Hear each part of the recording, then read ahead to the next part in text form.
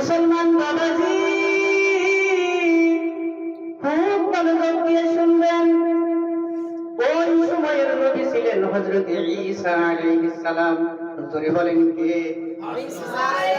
হযরত ঈসা আলাইহিস সালাম নবী ছিলেন। তদানীন্তন সময়ের মধ্যে ইসহাক নামে একটা যুবক ছিল। জোরে বলেন কি নাম? ইসহাক। এই ইসহাক নামের যুবকটা প্রত্যেক দিন একটা কবরের উপরে গিয়া ওই কবরের উপরে পড়ে পড়ে কান্দে। এবার নির্দিষ্ট কোন সময়ের জন্য নয়, সকাল থেকে সন্ধ্যা পর্যন্ত একটানা তার কান্না চলতে থাকে। লোকজন ডাকতে বলে, রে ইসহাক, এইভাবে আর কতদিন চলবে ভাই? এর চাইতে তুমি বিয়ে শাদী করলেই তো ভালো হয়, বিয়ে শাদী করলেই তো ভালো হয়, তোমার কান্না কি কোনোদিন বন্ধ হবে না? ডাক্তার বলে, ও বাবাজি, এই কবরের মধ্যে যেই সুন্দরী নারী ঘুমায়া আছে, যতদিন পর্যন্ত ওই নারীর কথা আমি বুঝতে পারবো না, ততদিন পর্যন্ত বিবাহ করব না, আমার কান্নাও বন্ধ হবে না। মুসলমান বাবাজি একটু মনোযোগ দিয়ে শুনবেন। ওই কবরের মধ্যে যে মেয়েটা ঘুমায়া আছে, এই মেয়েটা দেখতে বড় সুন্দরী। সুন্দরী বলেন কি? দেখতে বড় সুন্দরী। সম্পর্কে ইসহাকের চাচাতো বোন হয়। জোরে বলেন কি হয়? সম্পর্কে ইসহাকের চাচাতো বোন হয়। ছোটকাল থেকে তার বড় পছন্দ ছিল। আহারে আস্তে আস্তে যখন বড় হলো, এবার কথা বলতে বলতে তার প্রেমে পড়ে গেলেন। এক সময় মুরব্বীদের কাছে বিবাহের প্রস্তাব দিলেন, কিন্তু মুরব্বীরা বিবাহ দিতে রাজি না। ইসহাক ও ছাড়ার পাত্র নয়। বহু চেষ্টা তদবির করার পরে বিয়েটা কোন রকম করে হলো, কিন্তু ভাগ্যে কুলালো না। মাত্র কয়েকটা দিন পরেই দেখা গেল এই মেয়েটা দুনিয়ার থেকে চিরবিদায় নিয়া ওই অন্ধকার কবরের মধ্যে ঘুমায়া গেল। কিন্তু ইসহাক তার বিবির জন্য পাগল হয়ে গেল। এই সুন্দরী বিবির কথা আর বলতে পারে না, দ্বিতীয় বিবাহের কথাও চিন্তা করতে পারে না। এই জন্য প্রত্যেক দিন ওই কবরের উপরে পড়ে পড়ে কান্দে। আহারে এইভাবে 1-2 বছর নয়, একটানা একটা যুগ 12টা বছর পার হয়ে গেল। মুসলমান বাবাজি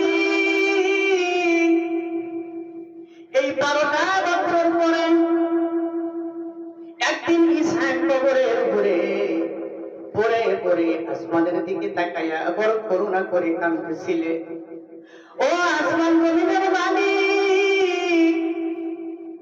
এত সুন্দর পৃথিবী আমার জন্য অন্ধকার হয়ে গেল। এই পৃথিবীর মধ্যে কার জন্য আমি বেঁচে থাকবো বলো? আমার সুন্দরী বিবিটা তুমি ফিরাইয়া দাও, নইলে আজরাইল পাঠাইয়া দাও, আমার জানটাও তুমি কবজ করে নাও। আমি দুনিয়ার মধ্যে থাকবো না, ওই কবরের জগতে গিয়া আমার বিবির সাথে আমি দেখা করব। মুসলমান বাবাজি এইভাবে করুণা করে যখন কাঁদতেছিল, ইসহাকের কান্নার করুণা দেখে গাছের পাতা যেন ঝরে যায়। আহারে আল্লাহর কুদরত বোঝা যায় না। ঠিক এমন সময় দেখা যায় হযরত ঈসা আলাইহিস সালাম দাওয়াতি কাজের জন্য ওই জায়গা দিয়ে রওনা দিতে। জোরে কোন সুবহানাল্লাহ। ডাকে বলে, রে ইসহাক, আমি বহুদিন তোমাকে কাঁদতে দেখেছি, বহুদিন তোমারে কাঁদতে দেখেছি, কিন্তু কোনদিন আমি কিচ্ছু বলি নাই। রে ইসহাক, আজকে তুমি এতই করুণা করে কাঁদতেছো, তোমার করুণা শুনে আমার কলিজা যেন ছিঁড়ে যায়। এই জন্য আমি একটা কাজ করবার চাই। তুমি যদি মনে করো, তাহলে আমার আল্লাহর সাথে যোগাযোগ করে তোমার এই মরা বিবিকে আমি এক পুরি তাজা বানায়া দেবো করে কোন সুবহানাল্লাহ। وَإِذْ تُخْرِجُ الْمَوْتَى بِإِذْنِي وَإِذْ تُخْرِجُ الْمَوْتَى بِإِذْنِي মুসলমান বাবাজি, এই আয়াতে কারিমার মধ্যে বলা হয় হযরত ঈসা আলাইহিস সালাম মরা মানুষকে তাজা বানায়। এই কিরামতি তারে কে দিছে? আল্লাহ। জোরে কোন আল্লাহ। এই কিরামতি হযরত ঈসা নবীকে আল্লাহ দিছে, মরা মানুষকে তাজা করতে পারে। আরে ডাকতে বলতেছে, রে ঈসা, তুমি যদি মনে করো আমার আল্লাহর সাথে যোগাযোগ করে তোমার এই মরা বিবিকে আমি তাজা বানাইয়া দেব। এবার ইসহাক পা ধরে ধরে ডাকতে বলে, ও নবী, আপনি যদি আমার জন্য এত বড় একটা কাজ করতে পারেন, আমি আল্লাহর শুকর আদায় করব, আল্লাহর শুকর আদায় করব, আমি সারাটা জীবন আপনার চিরকৃতজ্ঞ হয়ে থাকব। এবার হযরত ঈসা নবী আসমানের দিকে তাকায়া মুনাজাত দিলেন। এবার নবীদের দোয়া কবুল আছে না নাই? আছে। একটু জোরে কোন আছে। নবীদের দোয়া তো কবুল দোয়া ভাই।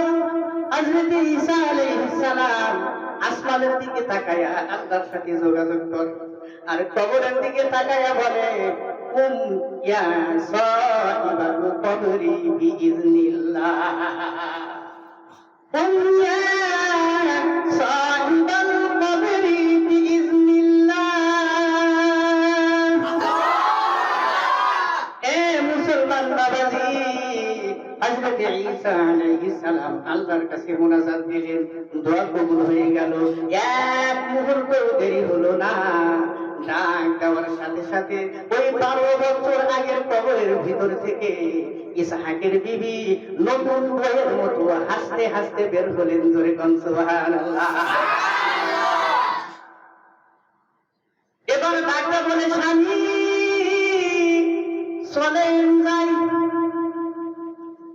ইসহাক বলে, কোন জায়গায়? কইটা আমরা আবার সংসার করব। ডাক্তার বলে, বিবি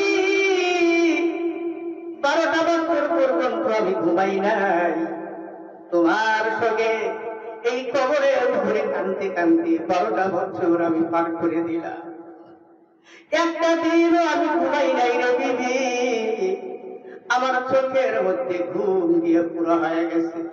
আমি একটু পরে সংসার করতে বাড়িতে যাব, আগে আমি একটু আরামের ঘুম ঘুমাইবার চাই।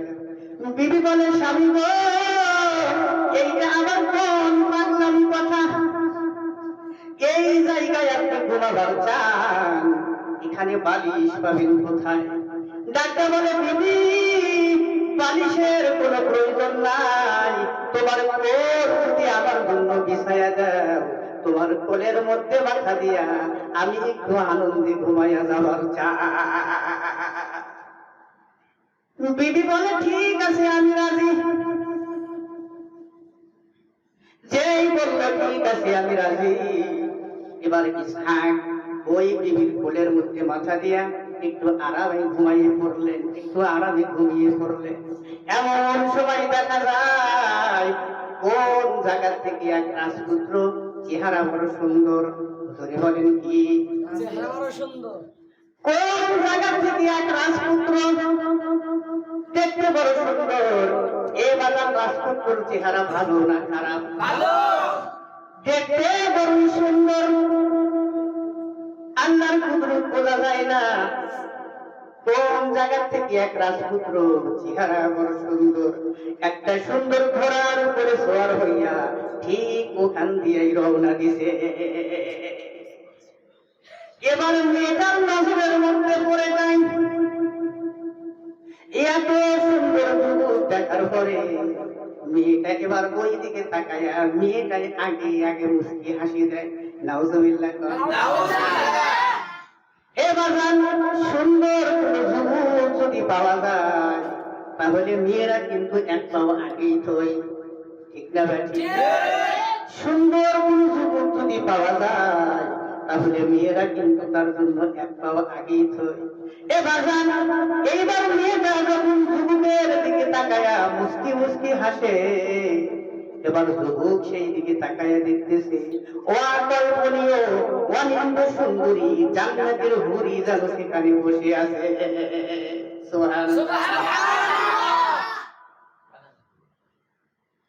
মুসলমান বাবাজি,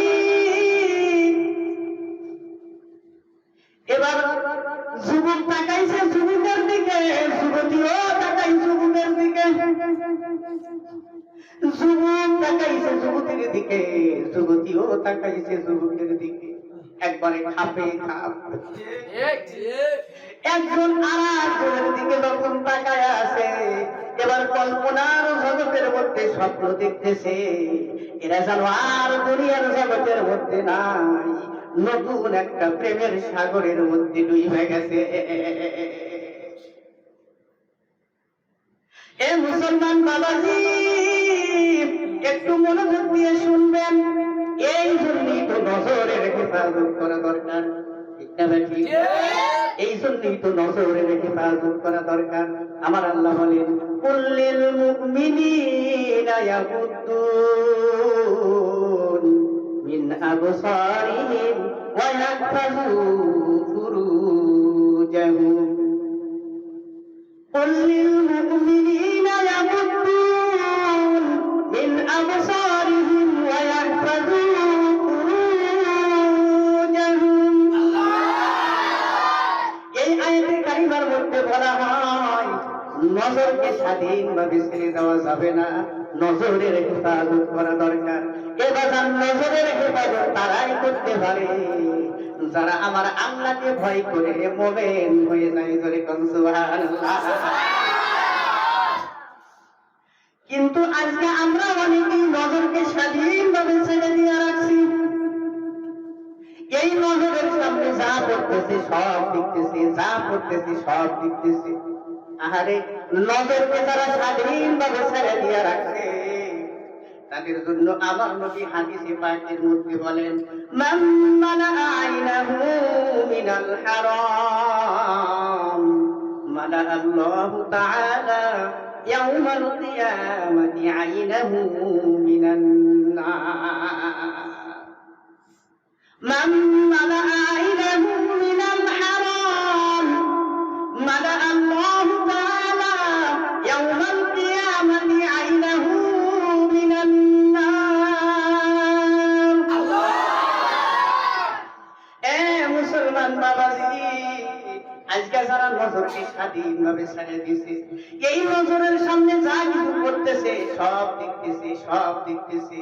আজকে অশ্লীল জিনিস দেখার পরে যাদের নজরের মধ্যে মজা পায়, কাল কঠিন কিয়ামতের ময়দান যখন শুরু হবে, ইয়াউমাল কিয়ামাতি আইনাহু মিনান নার, আমার আল্লাহ তাদের চক্ষুর মধ্যে জাহান্নামের আগুন দিয়ে ভরপুর করে দিবে। এই জন্য নজরের হেফাজত করা দরকার। এ বাজান, তবে অনিচ্ছা সত্ত্বেও যদি হঠাৎ করে সামনে কোনো খারাপ জিনিস পড়ে যায়, আপনার ইচ্ছা ছিল না, আপনার অনিচ্ছা সত্ত্বেও হঠাৎ সামনে যদি কিছু খারাপ কিছু পড়ে যায়, সাথে সাথে নজর যদি আপনি সরাইয়া নেন, এই প্রথম দেখার জন্য কিন্তু কোনো পাপ হবে না, ওইটা মাপ।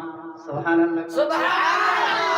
এখান থেকে অনেকে আবার সুবিধা পায়, মশলা বার করে নিছে, ডাকিয়ে কয়, হুজুর প্রথম নজর দেখা জায়েজ আছে, প্রথমবার দেখার মধ্যে কোনো পাপ নাই, এই জন্য প্রথম নজরের লাস্টিং পাওয়ার বাড়াইয়া দিয়া 1 টানা 1.5 ঘন্টা।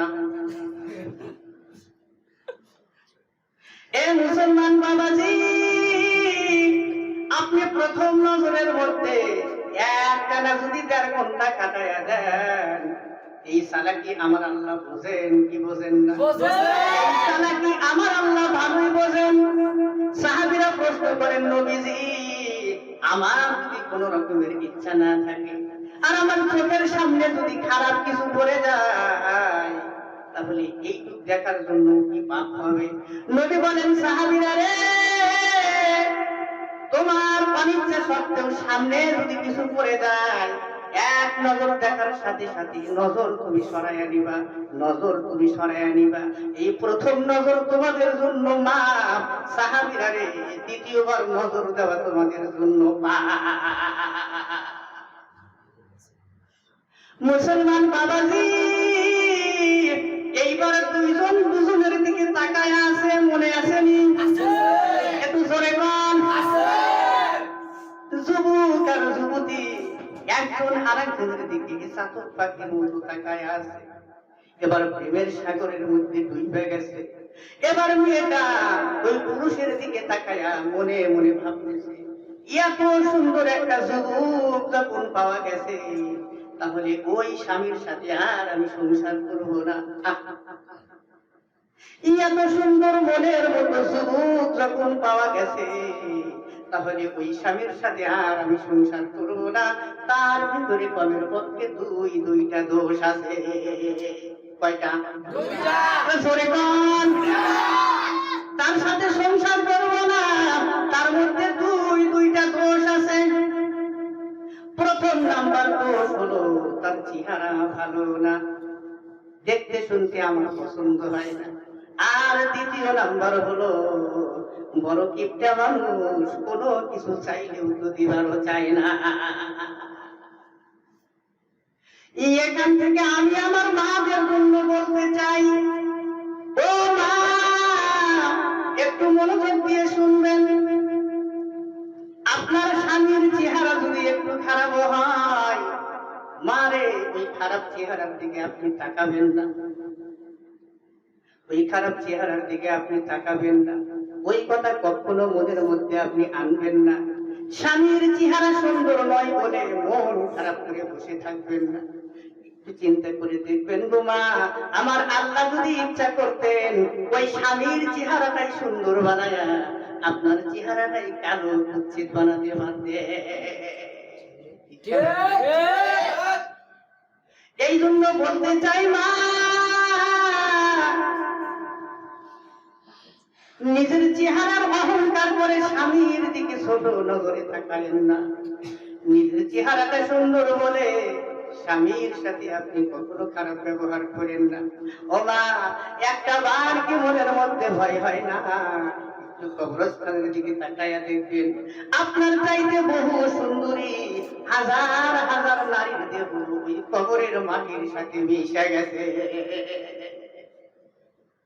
कैसे कैसे खूबसूरत है रानिया शहजादिया, कैसे कैसे खूबसूरत है रानिया शहजादिया, तन बदन सब बल दिया है सेकने सूरत क्या हुआ। এই জন্য বলতে চাই মা, এই দুনিয়ার জিন্দেগি কিন্তু বড় লম্বা সময় নয়। দেখতে দেখতে দুনিয়ার হায়াতের জিন্দেগি ফুরাইয়া যাবে। এক সময় আজরাইল আপনার কাছে চলে আসবে, আপনার জান কবজ করে নিবে, আপনি আর দুনিয়ার মধ্যে থাকতে পারবেন না। এই পৃথিবীর জমিন থেকে চির বিদায় নিয়া পৃথিবীর সব চাইতে বড় মিসকিন হইয়া ওই অন্ধকার কবরের মধ্যে কিয়ামত পর্যন্ত পড়ে থাকবেন। এই জন্য মা, দুনিয়ার কয়েকটা দিন একটু কষ্ট করে স্বামীর খেদমত আপনি করে যান, পরকালের জিন্দেগি শুরু হবে। আমার আল্লাহ সুবহানাহু ওয়া তাআলা আপনার ওই স্বামীর চেহারা হযরত ইউসুফ নবীর মতো সুন্দর বানায়া দিবে। সুবহানাল্লাহ। ও মা, এবার স্বামী যদি আর্থিক দিক থেকে গরিব হয়, জোরে বলেন কি হয়? স্বামী যদি আর্থিক দিক থেকে গরিব হয়, তাহলে ওই স্বামীর কাছে বেশি কিছু আপনি চাইেন না। একটু স্বামীর অবস্থার দিকে তাকাবেন, একটু স্বামীর অবস্থার দিকে আপনি তাকাবেন। মা, অন্য মহিলার সাথে পাল্লা দিয়া বেশি বেশি স্বর্ণের অলংকারের জন্য পাগলামি করিয়েন না। ও মা, একটা বার কি মনের মধ্যে চিন্তা হয় না, ওই স্বর্ণের গহনা আর সাজ সজ্জা নিয়ে কেউ কিন্তু কোনোদিন কবরের মধ্যে যায় না। আপনার সংসারটা গরিব বলে ভালো খাবার পান না, না। এই জন্য মন খারাপ করে আল্লাহর কাছে আপনি অভিযোগ দিয়েন না। ও মা, না জানি কি কষ্টের মধ্যে আপনি পড়েছেন। নবীর বিবিদের চাইতে বেশি কষ্ট তো আর হয় নাই, ঠিক না বেঠি? এ বাজার, নবীর বিবিদের চাইতে বেশি কষ্ট তো আর হয় নাই। মা আয়েশা হাদিস বয়ান করেন, শামাইলে তিরমিজির মধ্যে হাদিসগুলো আছে। মা আয়েশা বলেন, রে বিশ্ববাসী, আমরা যখন নবীর ঘরের মধ্যে ছিলাম, আমরা নবীর ঘরের মধ্যে এমন ভাবে জীবন যাপন করতাম, আমাদের কেমন ভাবে সংসার চলত। বেশিরভাগ সময় দেখা যেত একটা না 2টা মাস পার হয়ে যেত। এই 2টা মাসের মধ্যে একটা দিনও আমাদের চুলা জ্বালানির কোনো ব্যবস্থা হতো না।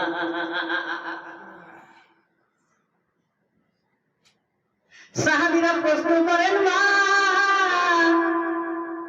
এই 2টা মাসের মধ্যে চুলা জ্বলতো না, তাহলে জীবন চলত কি দিয়ে? কত সুন্দর প্রশ্ন। 2টা মাসের মধ্যে চুলা জ্বলতো না, জীবন চলত কি দিয়ে? মা আয়েশা বলেন, সাহাবীরা রে, মাত্র 2টা কালো জিনিস দিয়ে আমরা জীবন বাঁচাতাম। ধরে কান সুবহানাল্লাহ। কোন 2টা কালো জিনিস?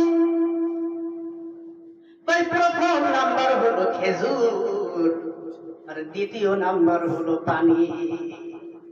সাহাবীরা আবার প্রশ্ন করেন, ও মা, খেজুর কালো জিনিস সেটা তো আমরা বুঝলাম, কিন্তু পানি কেমন করে কালো হয়? পানি কেমন করে কালো হয়?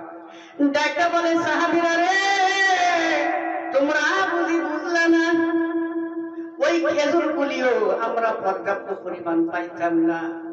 প্রতিদিন মাত্র 1 থেকে 2টা করে খেজুর পাইতাম। প্রতিদিন মাত্র 1 থেকে 2টা করে খেজুর পাইতাম। ওই তীব্র ক্ষুধার মধ্যে 1-2টা খেজুর দিয়ে আমাদের কিছুই হতো না।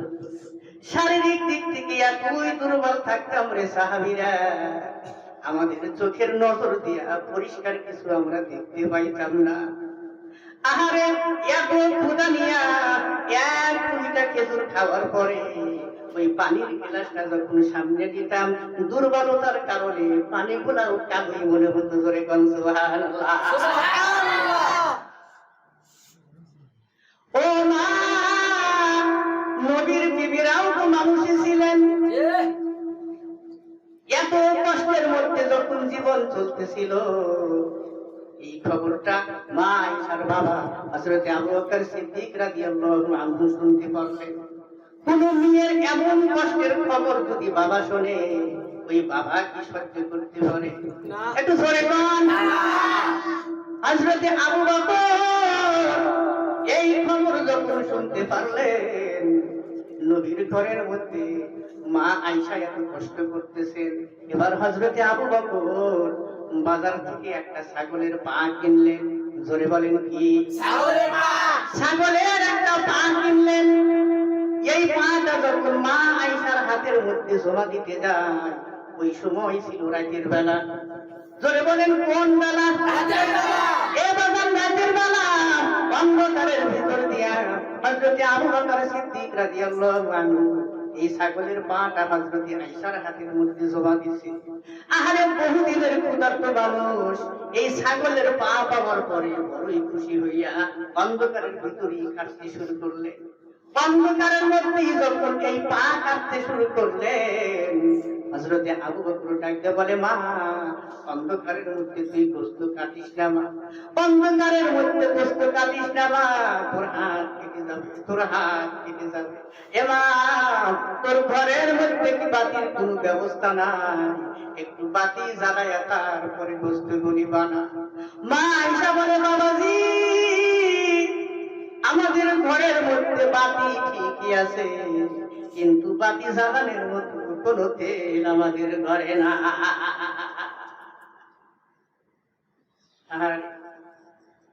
হযরত আবু বকর সিদ্দিক রাদিয়াল্লাহু আনহু এই খবর শোনার পরে চোখের পানিগুলি ছেড়ে দেয়, আর ডাকতে বলে, আয়েশা রে, আমার নবী দুনিয়ার মধ্যে ভোগ বিলাস করার জন্য আসে নাই, আমার নবী যদি একবার চায় মদিনার সব পাহাড় গুলি আমার নবীর জন্য সোনা হয়ে যায়।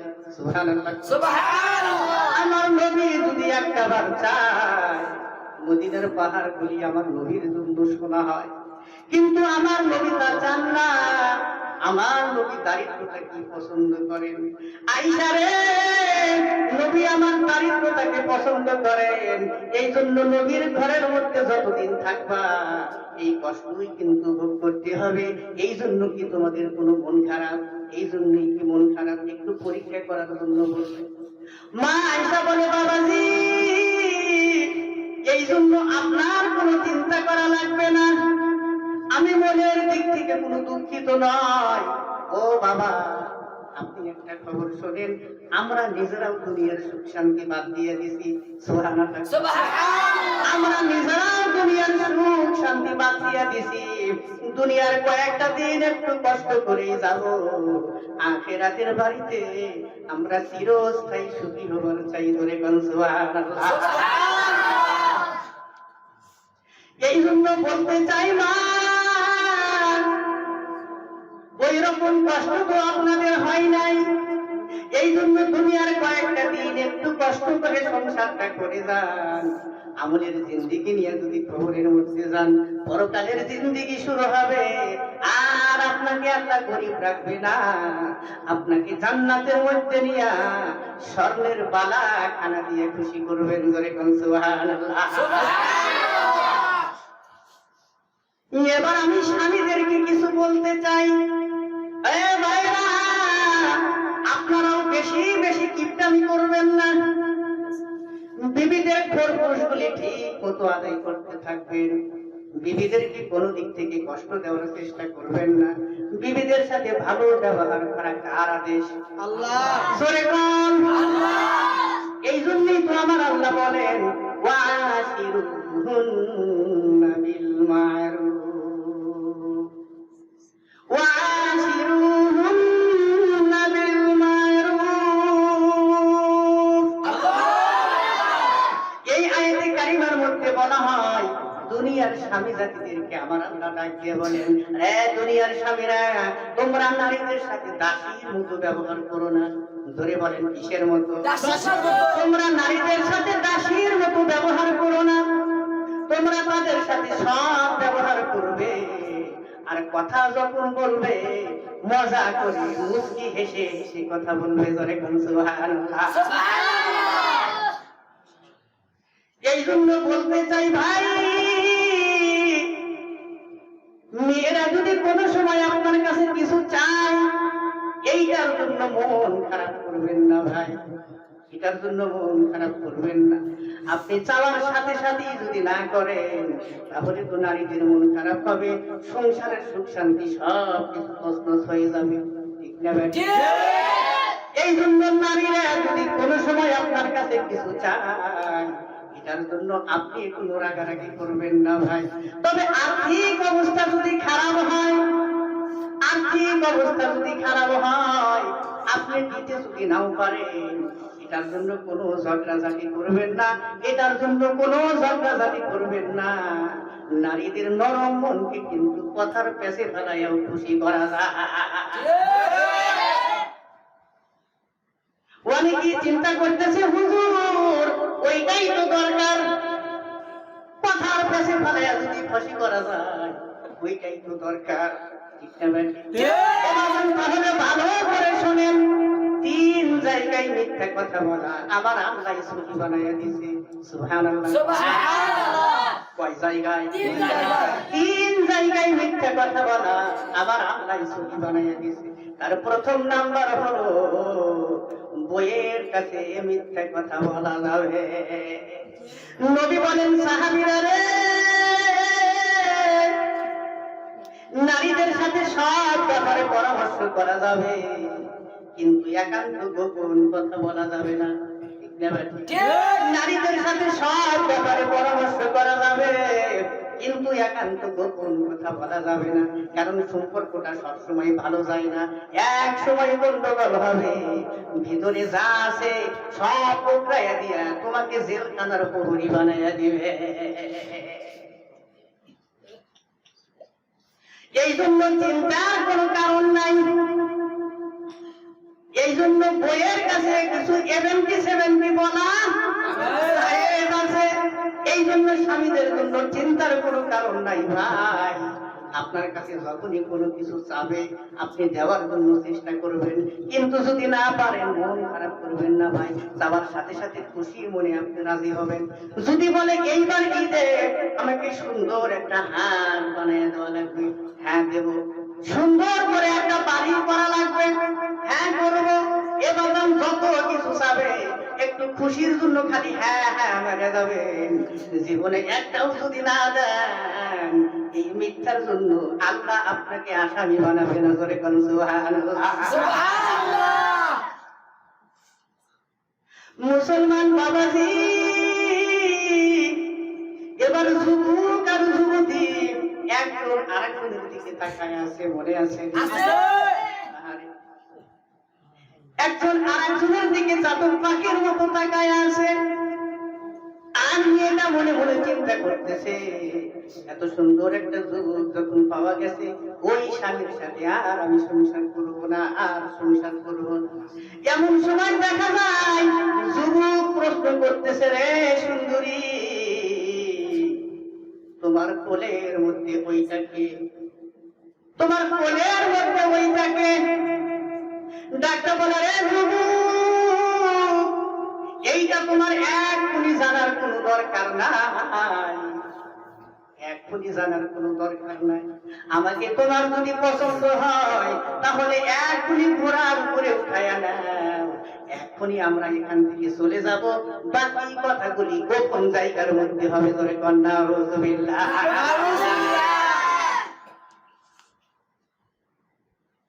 যুবক বলে, ঠিক আছে আসো। যেই বলেছে ঠিক আছে আসো, বলার সাথে সাথে এবার হাসতে হাসতে যেই কোলের মধ্যে আসল স্বামী ঘুমায় আছে, ওই স্বামীর মাথাটা কোল থেকে নামাইয়া দিয়ে, যেই আসল স্বামী কোলের মধ্যে মাথা দিয়ে ঘুমায় আছে, ওই স্বামীর মাথাটা আস্তে ধরে জমিনের মধ্যে নামাইয়া দিবে। ইসহাক ঘুমের ঘরের মধ্যে কিছুই বুঝতে পারে না, কিছুই বুঝতে পারে না। এবার মাথা জমিনের মধ্যে নামাইয়া দিয়া ওই যুবকের ঘোড়ার পিছনে বসে গেলেন। এবার দুইজনই ঘোড়ায় সওয়ার হইয়া অজানা এক পথের দিকে ঘোড়া ছুটাইয়া দেয়। এই জন্য নারীরা বড় সলনাবাজ। জোরে বলেন কি বাস? নারীরা বড় সলনাবাজ। এ বাজান, এইটা আমার কিন্তু কথা নয়। যে আল্লাহ আসমান জমিন বানাইছে, যে আল্লাহ ওই নারীদেরকেও বানাইছে, ওই আল্লাহ কিন্তু জানাইয়া দিছে, ইন্না কাইদাকুন্না আযীম। সুবহানাল্লাহ, সুবহানাল্লাহ। ইন্না কাইদাকুন্না আযীম। এই আয়াতে কারিমার মধ্যে বলা হয় নারীরা কিন্তু বড়ই ছলনাবাজ। রে পুরুষের দল, তোমরা নারীদেরকে খুব বিশ্বাস করে সব কিছু তোমরা ঢেলে দিও না। কারণ কোন সময় কোন পথের মধ্যে বসাইয়া দিবে তুমি পুরুষ কিন্তু বুঝবা না। তার কারণ হলো নারীরা বড় ছলনাবাজ। জোরে বলেন কি বাস? নারীরা বড় ছলনাবাজ। নারীদের ছলনা হলো শয়তানের ছলনার চাইতে ভয়ঙ্কর। কারণ শয়তানের ছলনাকেও আল্লাহ দুর্বল বলেছেন। ইন্না কাইদাশ শাইতান কানা যায়ীফা। ইন্না কাইদাশ শাইতান কানা যায়ীফা। মুসলমান বাবাজি, একটু খেয়াল করে শুনবেন।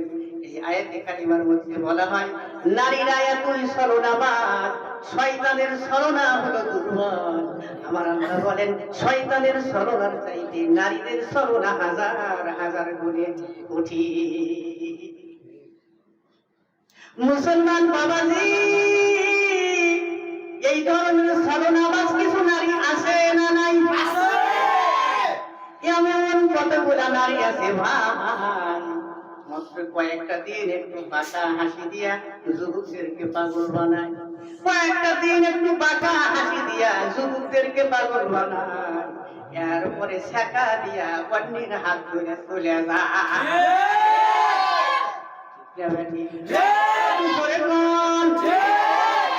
মুসলমান বাবাজি, এইবার যুবক আর যুবতী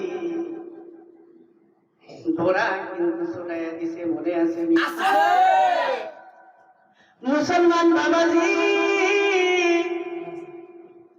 এইবার যুবক আর যুবতী ওয়াসিনা পথের দিকে যখন ঘোড়া ছুটাইয়া দিছে, আল্লাহর কুদরত বোঝা যায় না, মাত্র 2 মিনিট পরে ইসহাকের ঘুম ভেঙে গেছে।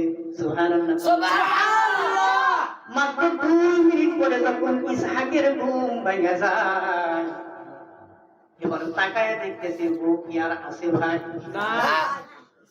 এবার চারোদিকে তাকায়, কোনো দিকে তার বইয়ের কোনো খবর নাই। এবার আসমানের দিকে তাকায় কান্দে, ও আসমান জমিনের মালিক, এটা আবার কোন খেলা? এই দুনিয়াটা বাইরে পুতুল খেলা, এই দুনিয়াটা বাইরে পুতুল খেলা, খেলা এত নয় হইছে রোগের মেলা, কিছু হাসি কিছু কান্নাওয়ালা, এই দুনিয়াটা বাইরে পুতুল খেলা। মুসলমান বাবাজি, এবার ইসহাক চারদিকে তাকায়, কোন দিকে যখন তার বইয়ের কোনো খবর পাওয়া যায় না, এবার পাগলের মতো খুঁজতে শুরু করলেন। কেন পাগল হবেন না ভাই? যেই সমস্ত স্বামীদের বউ তুইয়া চলে যায়, তারাই বুঝতে পারে বউ যাওয়ার কি বেদনা।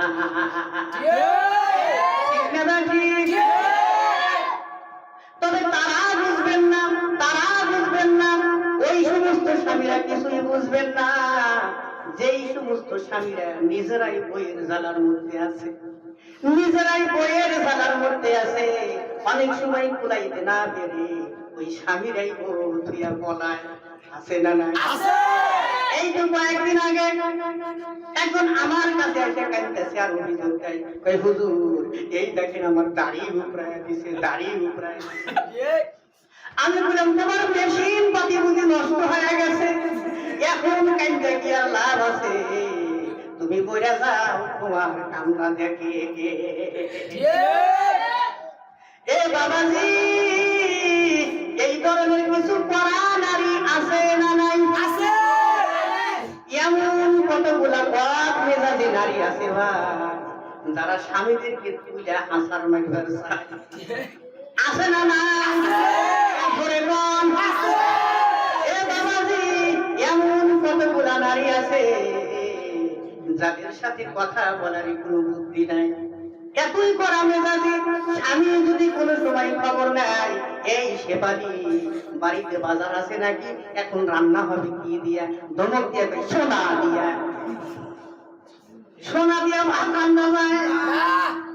এতই করা মেজাজি ভাই, জিজ্ঞেস করলেও কয় সোনা দিয়া। এই ধরনের করা মেজাজি বিবি যাদের ঘরের মধ্যে আছে ভাই, আমি তাদেরকে একটু বলতে চাই, আপনারা একটু ধৈর্যশীল হবেন, আপনারা একটু ধৈর্যশীল হবেন। কারণ ওদের সাথে আপনারা যদি ছোটখাটি করেন, আপনারা যদি ওদের সাথে পাগলামি করেন, তাহলে সর্বনাশ হয়ে যাবে, সংসারের সুখ শান্তি সব কিছু তছনছ হয়ে যাবে। এই জন্য মনে মনে চিন্তা করবেন, আপনার বাজেটের মধ্যে আল্লাহ যেইটা বরাদ্দ করছিল ওইটাই আপনার ভাগ্যে এসে গেছে। এই জন্য মন খারাপ করবেন না বাজান, বিবিদের সাথে খারাপ ব্যবহার করা যাবে না। এই জন্য ওই সমস্ত পড়া বিবি যেই সমস্ত স্বামীর ভাগ্যের মধ্যে আইসা গেছে ভাই, আমি তাদেরকে একটু বলতে চাই, আপনারা খুশি মনে একটু ধৈর্য ধরবেন, একটু সবুর করবেন। ফাসাবরুন জামিল ওয়াল্লাহুল মুস্তাআন আলা মা তাসিফুন।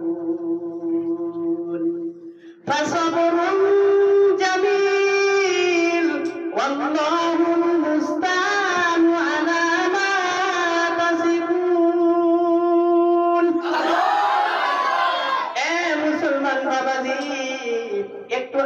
খুশির জন্য আপনি সবর করবেন, ধৈর্যশীল হবেন। আল্লাহর খুশির জন্য যদি ধৈর্য ধরা যায়, তাহলে আল্লাহর কাছে কিছু ফজিলত আছে না নাই? আছে। আল্লাহর কাছে পুরস্কার আছে না নাই? আছে। এ বাবা, আল্লাহর একজন ওলির নাম ছিলেন হযরত আবুল হাসান কিরকানি রহমাতুল্লাহি আলাইহি। ধরে বলেন কি নাম? আবুল হাসান কিরকানি রহমাতুল্লাহি আলাইহি। বহুত বড় বুজুর্গ মানুষ। এ বাজার শুধু বুজুর্গ না, এত বড় মাপের পীর ছিলেন, এত বড় মাপের পীর ছিলেন ভাই, হাজার হাজার মুরিদ তার কথা শোনার জন্য পাগল হয়ে যায়। কিন্তু ঘরের মধ্যে বিবি হলো আজরাইল। আল্লাহ বলি এত বড় বলি হলে কি হবে, কিন্তু তার ঘরের বউ হলো আজরাইল। একদিন হযরত ইমাম রাজি রাহমাতুল্লাহি আলাইহি, জোরে বলেন কি নাম? ইমাম রাজি রাহমাতুল্লাহি আলাইহি। হযরত ইমাম রাজি রাহমাতুল্লাহি আলাইহি, তিনিও তদানীন্তন সময়ের বহুত বড় বুজুর্গ ছিলেন। তিনিও বহুত বড় একজন আলেম। বিশেষ একটা প্রয়োজন নিয়ে আল্লাহর ওলির সাথে দেখা করার জন্য তার বাড়িতে আসলেন। এবার ঘরের ওই গেটের সামনের থেকে সালাম দিয়া ডাক দেয়, খেরকানি হুজুর বাড়িতে আসেন নাকি? ও খেরকানি হুজুর বাড়িতে আসেন নাকি? ভিতর থেকে আজরাইল উত্তর দেয়, এটা আবার কোন পাগল আইলো, কোন পাগল আইলো? সে আবার হুজুর হয়েছে কবে? আমি নিজেই তো হুজুর বলে মানি না, এ তো আধা পাগল।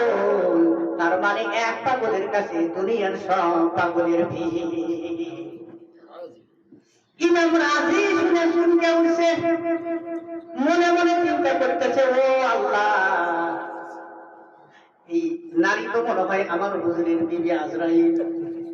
কারণ এই বাড়িতে আর কোনো মানুষ থাকার কথা না, যে নারী মানুষ কথা বলতেছে এটাই তো আমার পীরসাহেব হুজুরের বিবি হবে আজরাইল। আহারে, এত বড় একজন পীর সাহেব মানুষ মনে মনে চিন্তা করতেছে, হাজার হাজার মানুষকে মুরিদ বানায় আমল দিয়ে দেয়, আর নিজের এই আজরাইল বউকে কি ভালো করতে পারে না। আজকে যদি হুজুরের সাথে আমার দেখা হয়ে যায়, সব কিছুর আগে এই বিষয়ে কথা হবে। ডাক্তার বলে, মা, আমার হুজুর আছে কোন জায়গায়, ওই খোঁজে যা। আজরাইলের কথা সাইজ দেখে, ও মা, আমার হুজুর আছে কোন জায়গায়, ওই খোঁজে যা। এইবার হযরত ইমাম রাজি রাহমাতুল্লাহি আলাইহি মনটা খারাপ করে মাথা নিচের দিকে দিয়া বুক ভরা বেদনা নিয়ে চলে যাইতেছিলেন। মনে মনে সিদ্ধান্ত নিলেন, এত দূর থেকে আমি আসলাম, হুজুরের সাথে দেখা না করে আমি কেমনে যাই? দেখি আমি একটু চেষ্টা করব আমার হুজুরকে খুঁজে পাওয়া যায় কিনা। এ বাজান, আল্লাহর ওলি হযরত আবুল হাসান কিরকানি রাহমাতুল্লাহি আলাইহি ওই সময় তার বাড়ি থেকে বহু দূরে ছিলেন। কেন দূরে ছিলেন বাবা? আল্লাহর ওলি কোন সময় তার বাড়ির মধ্যে শান্তি মতো ইবাদত বন্দেগী করতে পারে না। যখনই কোনো আমলের মধ্যে বসা যায়, সাথে সাথে ওই আজরাইল খালি ধমকায়। যখনই আমলের মধ্যে বসে যায়, সাথে সাথে আজরাইল খালি ধমকায়। এই জন্য শান্তি মতে বাড়ির মধ্যে আমল করা যায় না। এই জন্য আল্লাহর ওলি একটু শান্তি মতে ইবাদত বন্দেগী করার জন্য বাড়ি থেকে বহু দূরে একটা নদীর পাড়ের উপরে বিশাল একটা জঙ্গলের মধ্যে ছোট্ট একটা ঝুপড়ি ঘর বানাইছে। ওই ঝুপড়ি ঘরের মধ্যে নিরালাই একা একা গোপনে বসে বসে আল্লাহরে ডাক দিছে, লা ইলাহা ইল্লাল্লাহ, লা ইলাহা ইল্লাল্লাহ, লা ইলাহা ইল্লাল্লাহ, লা ইলাহা ইল্লাল্লাহ, লা ইলাহা ইল্লাল্লাহ, লা ইলাহা ইল্লাল্লাহ, লা ইলাহা ইল্লাল্লাহ। আল্লাহ কেমন চিনলি না, অমন আল্লাহ কে তুই চিনলি না, হাই হাই মরণের কথা কেন ভাবলি না। ওই কবরের মাঝে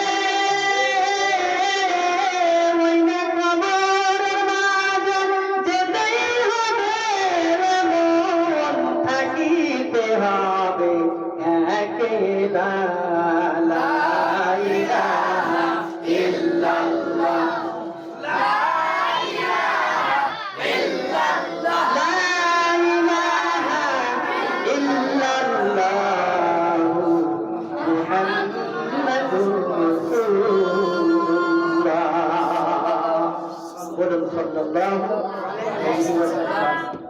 মুসলমান বাবাজি, এবার ওই ঝুপড়ি ঘরের মধ্যে আল্লাহর ওলি বসে বসে গোপনে গোপনে আল্লাহর সাথে যখন কথা বলতেছিলেন, এমন সময় ইমাম রাজি রাহমাতুল্লাহি আলাইহি বহু কষ্ট করে তাকে খুঁজতে শুরু করলেন। আল্লাহর ওলি তার ওই ঘরের ভিতর থেকে বুঝতে পারতেছে ইমাম রাজি আমারে খুঁজতেছে, আমি বহু দূরে আছি, ইমাম রাজি খুঁজতে খুঁজতে হয়রান হয়ে যাবে, আমার কোনো সন্তান পাবে না, আমার কোনো সন্তান পাবে না। এই জন্য আমি নিজে গিয়ে তার সাথে একটু দেখা করি। এই যে ইমাম রাজি বহু দূরে তারে খুঁজতেছেন, এইটা আল্লাহর ওলি ওই ঘরের ভিতরে থেকেই দেখতেছে। জোরে বলুন সুবহানাল্লাহ। এবার ইমাম রাজির সাথে দেখা করবেন। এবার ওই জঙ্গলের মধ্যে হাজার হাজার বাঘ ছিল।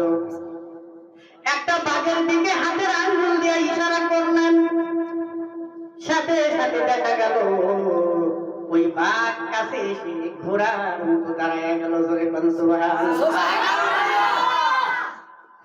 এবার বাঘের পিঠে বসে বিরাট বিশাল একটা সাপ, এই সাপের মুখ হাতের মুঠের মধ্যে নিয়ে, সুবহানাল্লাহ বিশাল বিশাল একটা সাপ, এই সাপের মাথা হাতের মুঠির মধ্যে নিয়ে চাবুক বানায়া, এই চাবুক দিয়া বাঘের পাশায় পিটায়া পিটায়া ইমাম রাজির দিকে আসতেছে।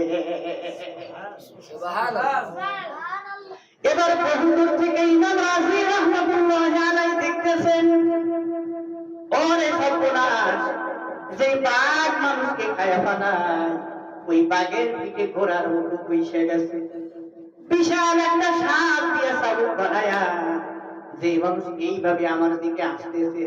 ইমাম রাজি মনে মনে মুস্কি মুস্কি হাসে, হুজুর আগে কাছে আসো।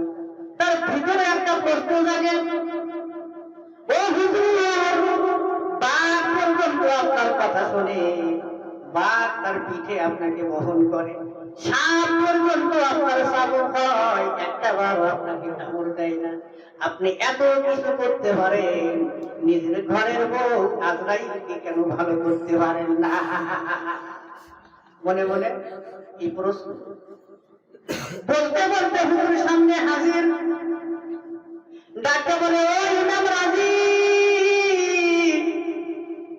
তুমি কখনো আমাকে পাইতে না, আমি বহু দূরে ছিলাম, বহু দূরে ছিলাম, তুমি খুঁজতে খুঁজতে সন্ধ্যা হয়ে যেত, আমার কোনো খবর তুমি পাইতে না, কিন্তু আমি ওই ঝুপড়ি ঘরের ভিতরে থেকে দেখলাম তুমি পাগলের মতো আমাকে খুঁজতেছো, এই জন্য নিজেই দেখা করার জন্য আসলাম।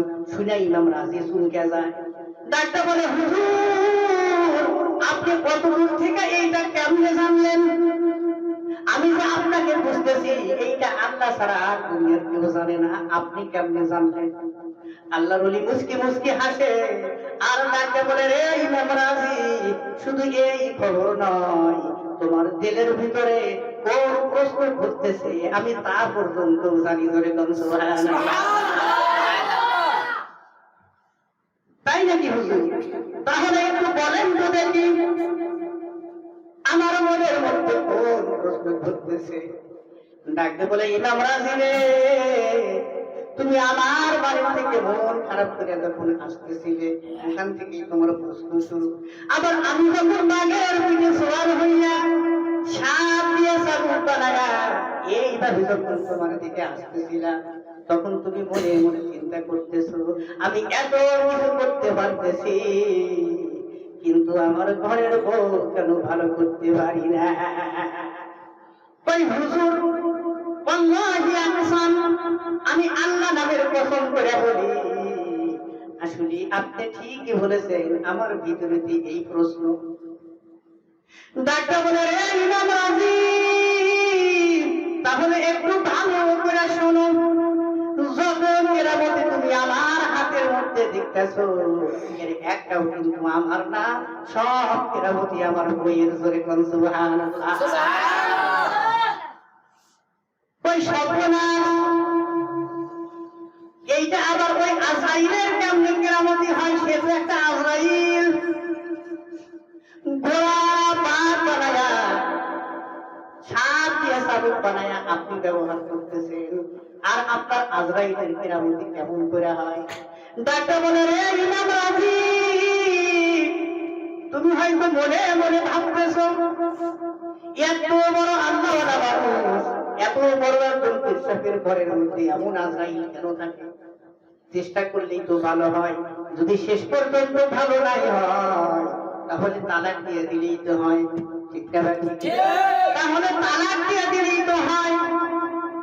এইটা তো সোজা ব্যাপার। আমি ওই চিন্তা করছিলাম, আরে আমি একদিন মনে মনে চিন্তা করলাম, বহু বোঝানোর পরে যখন কাজ হয় না, শেষ পর্যন্ত আমি একদিন সিদ্ধান্ত নিতে বসে গেলাম, একে যদি আমি তালাক দিই তাহলে কি হবে? পরক্ষণেই চিন্তা করে দেখলাম, এই মেয়েকে আমি যদি তালাক দিই, তারপরে দুনিয়ার কেউ যদি আর বিবাহ না করে, তাহলে আমার বিবি সারা জীবন ওই পুরুষদের থেকে বঞ্চিত থাকবে, একটা কষ্টের মধ্যে তার জীবন চলবে। আর দুনিয়ার কোন পুরুষ যদি শেষ পর্যন্ত বিবাহ করে, তাহলে এই আজরাইল তো যেই ঘরে যাবে সেই ঘরই তো একই অবস্থা হবে। ঠিক না ভাই? এই আজরাইল যেই পুরুষের ঘরের মধ্যে যাবে তাকেই তো জ্বালানো শুরু করবে, তাহলে অন্য মুসলমান ভাই বড় কষ্টের মধ্যে পড়ে যাবে। এই জন্য মনে মনে চিন্তা করলাম, অন্য মুসলমান ভাই কষ্ট করবে, এটা আমি বরদাস্ত করলাম না। আমার আল্লাহর খুশির জন্য, আমার এই করা বিবির খারাপ ব্যবহার করি আমি আল্লাহর খুশির জন্য সবুর করলাম, আমি মাফ করে দিতে থাকলাম। যখনই বিবির খারাপ ব্যবহার করি আমি সবুর করে মানতে শুরু করলাম, সাথে সাথে আল্লাহ খুশি হইয়া এই কেরামতি গুলি আস্তে আস্তে আমার জন্য বরাদ্দ করলেন। ধরে সুবহানাল্লাহ। মুসলমান বাবাজি একটু মনোযোগ দিয়ে শুনবেন। এই জন্য হাদিসের মধ্যে বলা হয়েছে, যেই সমস্ত স্বামীদের নারী বড় কড়া মানুষ, যেই সমস্ত স্বামীদের নারী বড় কড়া মানুষ, আর ওই সমস্ত কড়া বিবিদের জ্বালা যদি সহ্য করে, আল্লাহ সুবহানাহু ওয়া তাআলা ওই সমস্ত স্বামীদেরকে হযরতে আইয়ুব নবীর পুরস্কারের মতো পুরস্কার দিবেন। ধরে সুবহানাল্লাহ। এই সুন্দর খবর মা বোনদের জন্য আছে। এইটা একটা সুন্দর খবর, খুশির খবর। এই খবরটা আমার মা বোনদের জন্য আছে। ও মা, আপনারাও যে এই সমস্ত পাক মেজাজি পুরুষদের সংসারের মধ্যে আছেন, আপনার সাথে যদি খারাপ ব্যবহার করে, আপনি যদি কষ্টের মধ্যে থাকেন, একটু ধৈর্য ধারণ করবেন গো মা। আল্লাহ খুশি হইয়া আপনার মতো নারীকে মা আসিয়ার মতো পুরস্কার দিয়ে খুশি করবেন। ধরে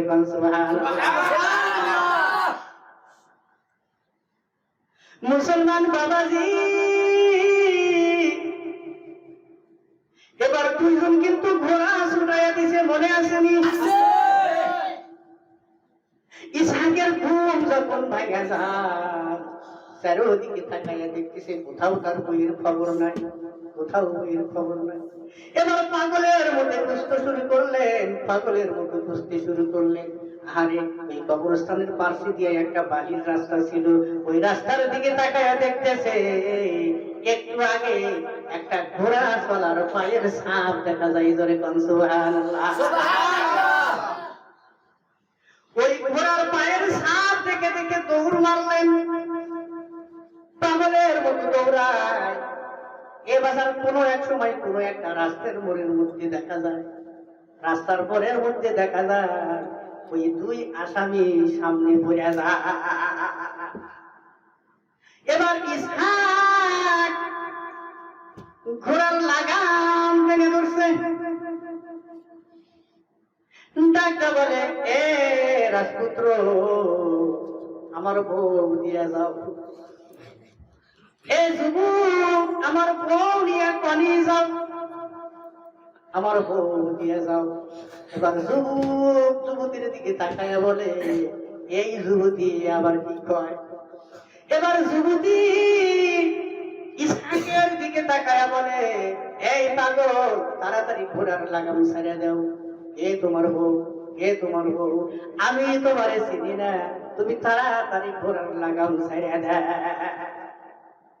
কি সর্বনা দেখছি। এই জন্য বলতে চাই মুসলমান বাবাজি, যেই স্বামীটা 12টা বছর পর্যন্ত কবরের উপরে পুরা পুরা কান্দে, ইসহাক ওই ঈসা নবীর পা ধরে কেঁদে কেঁদে মরা মানুষকে তাজা বানায় নিতে, যেই স্বামীটা তার জন্য এতই কষ্ট করলো ভাই, আজকে সেই স্বামীকে কেমনে ফালাইয়া দিয়া অন্য পুরুষের হাত ধরে চলে যায়। ডাক্তার বলে, ইসহাক আমি তোমারে চিনি না, তুমি কোন জায়গার কোন পাগল, আমি তোমারে চিনি না, তাড়াতাড়ি ঘোড়ার লাগাম ছাড়িয়ে দাও। ইসহাক বলে, কি বলো, তুমি আমার বউ, তুমি আমার বউ, আমি কত কান্নাকাটি করে তোমারে তাজা বানাইছি, চলো আমার সাথে বাড়িতে চলো। ভাই তোমাকে তো আমি চিনি না। এবার ঘোড়ার লাগাম যখন ছাড়ে না, এবার ওই 3 জনের মধ্যে যখন তর্ক বিতর্ক চলতেছিল, এমন সময় দেখা যায় ওই হযরতে ঈসা নবী দাওয়াতি কাজের থেকে আবার ওখান দিয়ে রওনা দিছে। জোরে কোন সুবহানাল্লাহ। ডাকে বলে, রে ইসহাক, এই তো তোমার বউ, তোমরা এই জায়গার মধ্যে কিসের ঝগড়া করো? ওই হুজুর আপনি আসছেন তাহলে ভালোই হয়েছে, এই রাজপুত্র আমার বউ নিয়ে চলে যায়, আমি এখন দাবি করি কিন্তু আমার সাথে আসতে রাজি না। ভাই কি বলো? এবার হযরতে ঈসা আলাইহিস সালাম ডাকতে বলে, রে যুবতী, এইটাই তো তোমার স্বামী, এইটাই তো তোমার স্বামী, তার সাথে তুমি কেন যাইতে রাজি হও না? কই, কে আমার স্বামী? আমি তো এই লোকটাকে চিনি না, কে আমার স্বামী? এবার হযরতে ঈসা আলাইহিস সালাম ডাকতে বলে, রে যুবতী, তাহলে একটু সত্যি করে বলো তো, তুমি যখন স্বামীকে অস্বীকার করতে পারতেছো, আমি যে একটু আগে তোমারে ওই কবরের ভিতর থেকে তাজা বানাইছিলাম, এটাও কি তুমি অস্বীকার করবা? ডাকতে বলে, আপনি আবার কে? দেখছেন, আমি যে তোমারে তাজা বানাইলাম, তুমি কি এইটা অস্বীকার করবা? আপনি আবার কে? আমি তো আপনাকেও চিনি না, আমি তো কোনোদিন মারাই যাই না, আপনি আমাকে কেমনে তাজা করবে? হযরতে ঈসা নবীকেও যখন অস্বীকার করে, আল্লাহর নবী হযরতে ঈসা আলাইহিস সালাম এইবার মনে মনে বড় দুঃখ পাইলে ডাকতে বলে, রে যুবতী, তাহলে আমি তোমাকে যেই জিনিসটা দিয়েছিলাম ওই জিনিসটা তুমি আমারে ফিরাইয়া দাও।